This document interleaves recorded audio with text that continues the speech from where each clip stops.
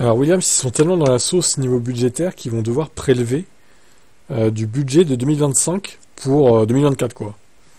À cause des nombreux crashs de leurs pilotes. C'est honteux, quoi. Oh, les pauvres. Il n'y a aucun doute à ce sujet, je pense que les équipes ne sont pas faites pour encaisser, quoi, 6 crashs majeurs. En général, nous avons un stock de pièces d'environ 4, voire 5 pièces de chaque composant. C'est à peu près ce qu'il faut. Il ne faut donc pas longtemps pour comprendre qu'une fois ce stock écoulé, tu es dans le pétrin. L'équipe de piste et celle de l'usine ont fait un énorme effort. J'ai vu des gens qui travaillaient à temps partiel ou même en équipe demander ce qu'ils pouvaient faire de plus pour venir le faire.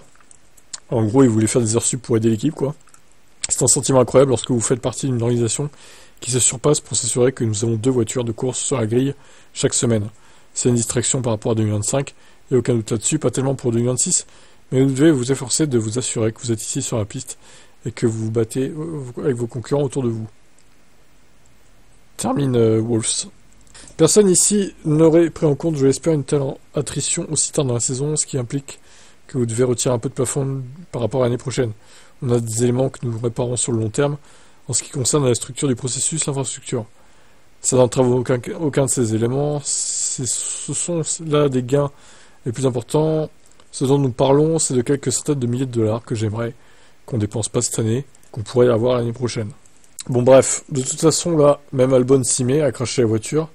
Maintenant que Colapinto, vu ses premières performances au Qatar, j'ai l'impression qu'on lui a demandé d'y aller tranquillement, sans cracher la voiture, parce que Colapinto, il a fait beaucoup de dégâts ces 2 derniers Grands Prix.